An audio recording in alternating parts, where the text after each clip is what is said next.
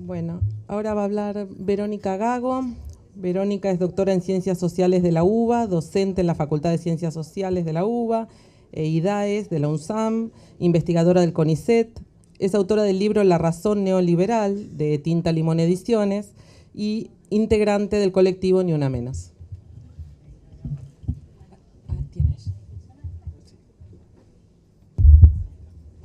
Buenas tardes, muchas gracias por esta invitación, especialmente a Paula, que me hizo así como las líneas estratégicas del encuentro, porque no pude participar en todas las jornadas. Mi idea era tratar de pensar, justamente por el título de este panel, dos imágenes para un poco conmover la idea que se nos viene a la cabeza cuando hablamos de ciudad global, ¿no? Y para pensar en particular Buenos Aires como ciudad global. Y las dos imágenes que se me venían, que son imágenes recientes de dos acontecimientos recientes, son justamente el paro internacional de mujeres del 8 de marzo y el paro migrante del 30 de marzo. Me parece que, de alguna manera, son dos imágenes que nos dejan mucho que pensar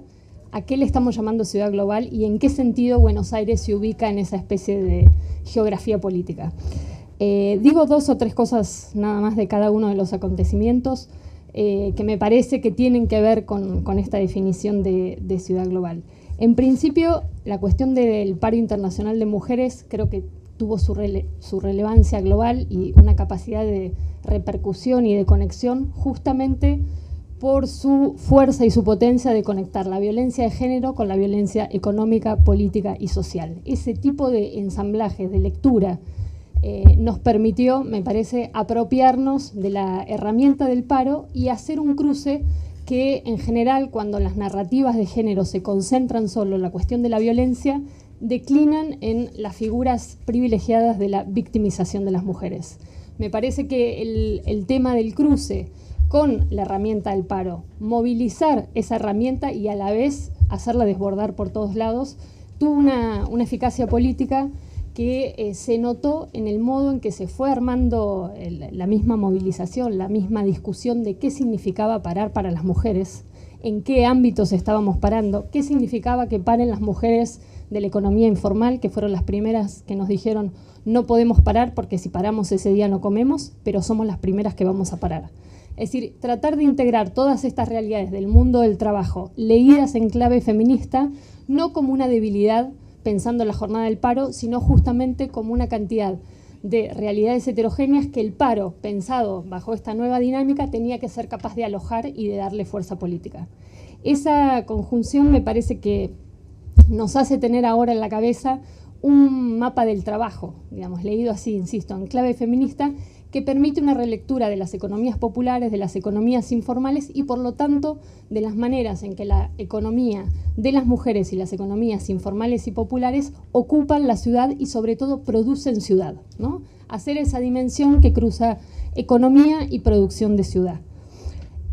Es un tipo, además, de cruce que me parece que se vio muy claro en el documento que leímos el 8 de marzo, en el sentido de que materializó esa interseccionalidad de la que ahora se habla, ¿no? Esa construcción de transversalidad que fue capaz de condensar una cantidad de debates enormes que son de larga data, digamos, del movimiento feminista y no solo del movimiento feminista, pero que tuvieron justamente una potencia en su capacidad de componer este mapa nuevo del trabajo y de formular algo así como un feminismo inclusivo, ¿no? Hay una discusión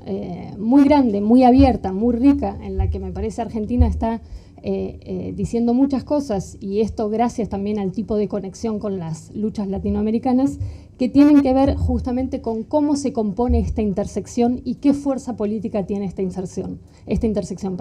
Estoy pensando en tanto la discusión sobre la cuestión de la trata con el trabajo sexual, la cuestión de la economía popular, con la precarización del trabajo, es decir, hay una serie de cruces que empiezan a interseccionar, pero en acciones concretas, en la calle, ¿no? Haciendo de ese feminismo y de todas las maneras que ahora el feminismo se está empezando a nombrar, como feminismo popular, feminismo villero, feminismo de lo común, feminismo de las luchas territoriales contra los proyectos neoextractivos, es decir, empieza a complejizarse ese mapa del feminismo y me parece que en el último tiempo por lo menos aparece una hipótesis de una masividad del feminismo que por lo menos en Argentina en las luchas de hace 15 años no era una clave de identificación tan compartida, más bien lo contrario, muchas veces generaba en luchas populares, en luchas sociales, una especie de prejuicio o de cierta sospecha. Ahora hay un enraizamiento de esta cuestión del feminismo justamente porque permite nombrar una cantidad de prácticas muy diversas que, insisto, sacan su fuerza de esta intersección de niveles. El segundo eje es este paro del 30 de marzo, que fue el paro migrante, que se inscribe en la estela de esta apropiación de la herramienta del paro por el movimiento de mujeres y que también fue, digamos, de alguna manera una especie de cartografía en movimiento de cuáles son las actividades migrantes, las luchas económicas que muchas veces no aparecen, digamos, en la visibilización migrante, ¿no? La cuestión migrante aparece más desde el lado de lo cultural, de la discriminación, pero no tenida en cuenta en su radicalidad de producción de valor económico, ¿no? Entonces, además, el 30 de marzo fue una fecha especial porque se cumplía un aniversario, 10 años del incendio del taller textil de la calle Luis Viale, que se acordarán, del 2006. Entonces fue también como una especie de pasaje de, bueno, los colectivos que venían recordando ese incendio y las formas, digamos, de discutir la victimización que se había hecho de los trabajadores migrantes en ese incendio a una herramienta política como es la del paro. Entonces me parece que con estas dos escenas lo que se puede pensar es cuáles son los sujetos que producen jurisprudencia a partir de luchas concretas, ¿no? Y que ponen de alguna manera en tensión, de manera reivindicativa y callejera, la creación de derechos y la rediscusión del alcance de la que llamamos inclusión ciudadana, con todo lo conflictivo que pueden ser ambos términos. Pero también me parece que son este tipo de prácticas las que materializan la definición misma de ciudad global como una ciudad conflictiva, entre la heterogeneidad de prácticas, las divisiones urbanas y el intento de abstracción y homogenización que pretende hacer el capital global, ¿no? En general, cuando hablamos de ciudad global, la primera imagen que se nos viene es la del flujo del capital global, homogeneizando y estandarizando. En este sentido, la cuestión del paro, la cuestión de estas dinámicas conflictivas, lo que hace es poner en tensión esa idea de que los flujos del capital se aterrizan de manera pacífica o reconvierten de manera pacífica espacios urbanos, ¿no? Más bien lo que me interesa es justamente de qué maneras se ven confrontados esos flujos de capital en sus aterrizajes concretos. Ahí de nuevo hay toda una discusión entre tratar de ir más allá de la idea de un flujo de capital totalmente abstracto y una realidad material y concreta de la ciudad, ¿no? ¿Cómo podemos imbricar más bien esa discusión de lo material y lo abstracto? Por supuesto, ya se ha nombrado mucho a Saskia Sassen, me parece que también es muy importante el libro Territorio, Autoridad y Derechos, justamente porque, además de tratar el desborde de la figura ciudadana, me parece que es interesante cómo ella dice ahí que la ciudad se va conformando por una serie de zonas fronterizas, ¿sí? No hay ciudad, hay una serie de zonas fronterizas y que la producción normativa justamente se ve enfrentada a producir norma en situaciones de excepción, ¿no? Ahí la cuestión de la excepción, ahí podríamos decir, en tradición filosófica se dice que es siempre la historia de los oprimidos, ¿no? Pero ahí la excepcionalidad estaría dada por una doble vía, volviendo a estas imágenes que dije al principio. En el caso de los trabajadores migrantes es porque siempre el estatuto migratorio laboral es un otro o una extranjería, valga la redundancia, respecto de la norma del derecho laboral. En esto es interesante un fallo del juez Ollarvide, de vuelta nombro los talleres textiles, cuando decía, bueno, los talleres textiles no se pueden pensar en términos de la normativa laboral argentina. ¿Por qué? Porque el taller textil como situación oscura, ¿no?, de enclave, tiene que ver más con los usos y costumbres, decía la argumentación judicial, que con la normativa laboral, ¿no? Entonces, de esa manera, hacía una interpretación culturalista y racista, digamos, de por qué no se podía justamente pensar la situación del taller textil como una situación de explotación laboral y exculpaba sobre todo a las marcas de ropa que tenían una conexión directa, por supuesto, con la parte más baja, digamos, de la cadena productiva, que son justamente los talleres textiles. Pero ahí me parece que también se puede pensar la situación excepcional de las mujeres y me parece que este es un debate muy abierto, me parece muy importante lo que se está discutiendo alrededor de la figura de femicidio y, por ejemplo, a partir de la semana pasada que estuvimos en el Senado discutiendo esta reforma de la ley de ejecución penal, Rita Segato insistía con volver a discutir el estatuto de ciudadanas de segunda que tenemos las mujeres en el caso del acceso a la justicia, ¿no?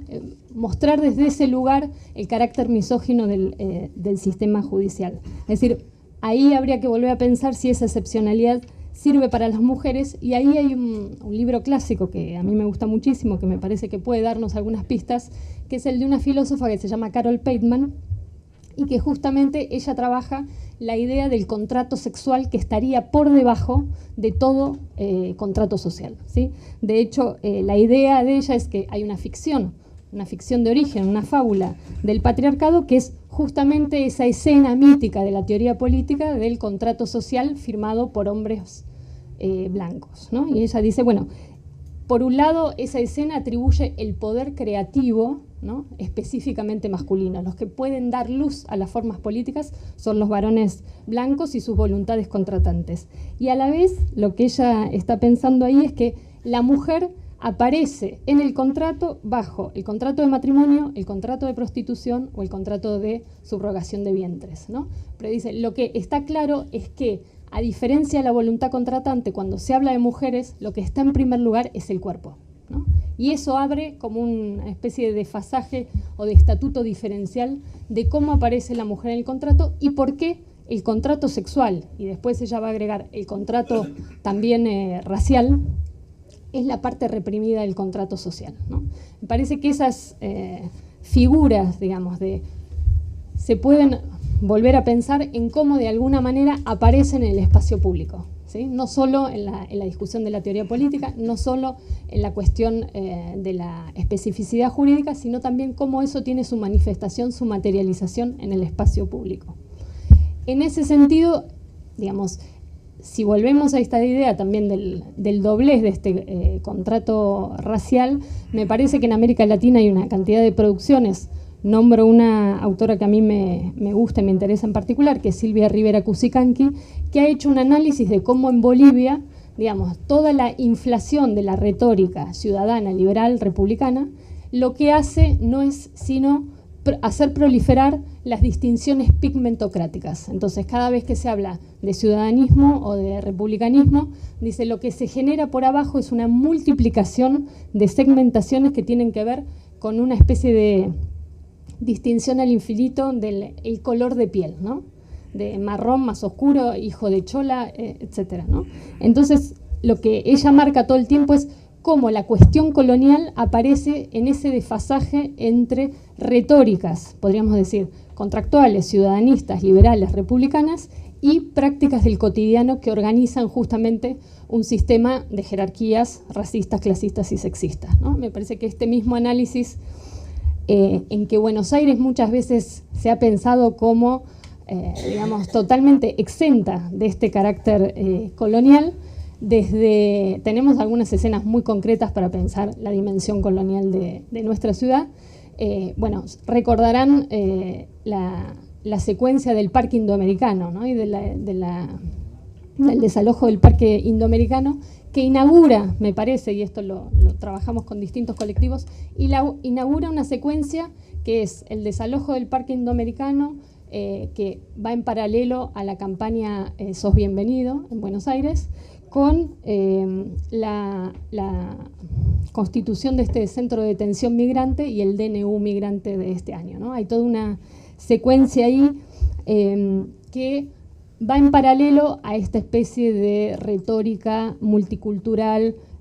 totalmente compatible con el neoliberalismo, ¿no? Que es algo que ya se venía discutiendo desde los 90 en América Latina, cómo el neoliberalismo puede ser perfectamente multicultural, ¿sí? a costa de neutralizar la diferencia y a costa justamente de producir el doblez de estas situaciones. Lo que me parece interesante es justamente cómo pensar la materialización de las dinámicas de justicia que se van reabriendo una y otra vez por luchas que ponen en cuestión quién y cómo otorga lógicas de autorización y de reconocimiento que tienen que ver con la efectividad de los derechos sociales. Entonces hay tal vez ahí un pasaje posible de marcar, que es el de cómo se convierte este estatuto de excepción, ¿no?, que puede caberle a el trabajo de las mujeres como trabajo reproductivo no pagado, o el trabajo migrante en un taller textil que mediáticamente ha sido calificado de manera muy denigrante como trabajo esclavo. Cómo poder pasar de esa situación de excepcionalidad a una situación de producción de diferencia, porque la excepcionalidad lo que tiene ahí es una función de confinamiento y de regulación de una economía que es siempre de inclusión y exclusión, o como lo llaman algunos, de inclusión diferencial, ¿no? El excluido está siempre excluido en una economía que está regulando de qué manera se lo excluye. A una manera de pensar cómo estas, dinámicas políticas y sociales producen, más que una situación de excepcionalidad, una situación de diferencia contenciosa y conflictiva. Serían como dos regímenes distintos de tratar lo heterogéneo, ¿no? En general, la cuestión es, bueno, ¿qué tipo de diferencia? Si es una diferencia multicultural, totalmente capturada, o si hay una capacidad de diferencia contenciosa. Ahí me parece que la experiencia, en Buenos Aires, al principio de lo que marcaba de los sujetos migrantes y las mujeres apareciendo de la manera en que están apareciendo en la escena pública, también nos hace un vínculo que es hoy fundamental, que es por qué son las mujeres y por qué son los migrantes quienes hoy están, bajo las principales formas de violencia, tanto a nivel de la implosión del espacio doméstico, de los femicidios, como estas categorías como las de esclavitud para pensar el trabajo migrante que hablaba al principio. Para terminar, y es una cosa que había charlado con Paula,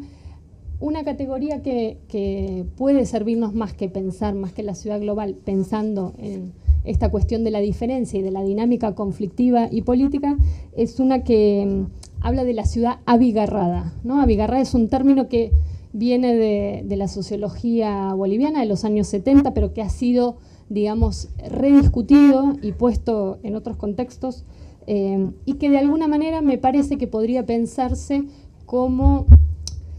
los espacios de ciudadanía post-estatal o elementos de ciudadanía post-estatal, como dice Etienne Balibar, que me parece una imagen muy poderosa, es decir, cómo la ciudadanía aparece desconectada, de una inscripción estrictamente salariada, es decir, son solo ciudadanos los que tienen una inscripción salarial en el régimen salarial,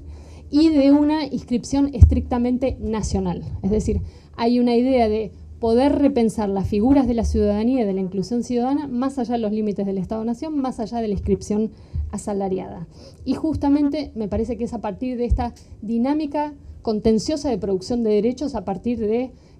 la toma de la calle, la toma del espacio público, contra los intentos de confinamiento o de enclaustramiento en los espacios de excepcionalidad. Hay dos cuestiones, y con esto termino, que me parecería también interesante, que es pensar cuáles son esas subjetividades que aparecen en la calle, porque en general cuando el repertorio, el catálogo en que el neoliberalismo codifica estas subjetividades son dos. O se trata de víctimas que necesitan reparación, o se trata de empresarios, sean los pobladores de la villa o sean los monotributistas, como decimos algunas. Es decir, son las dos categorías que en general se clasifica, se codifica el tipo de subjetivación neoliberal, ¿no? Y me parece que cuando estamos hablando de estas nuevas formas de producción política, estamos también desarmando ese binarismo que simplifica entre o te identificás como una víctima o te identificás como un empresario de vos mismo, ¿no? Me parece que hay una discusión también interesante de cómo esa otra figura, ¿no?, que no es ni víctima ni es el autoempresariado de sí, produce espacios de nueva soberanía popular, ¿no? Y en ese caso puedo pensar en dinámicas de asamblea, en dinámicas donde los barrios se apropian de la producción de servicios, donde una cuestión como es la producción de seguridad, ¿no? Con todo lo que significa hoy eso en día, que podríamos decir, hay en un montón de barrios una guerra civil por la cuestión de la seguridad que tiene que ver con una dinámica de consumo que viene de hace muchos años y que genera, digamos, también cuestiones de las que hablaba quien me precedió,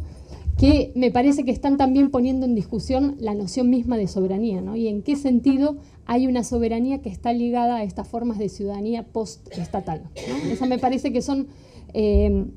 a la vez discusiones que parecen muy abstractas y a la vez discusiones que están muy enraizadas, me parece, en estas experiencias políticas y en estas prácticas de las que estamos siendo contemporáneos.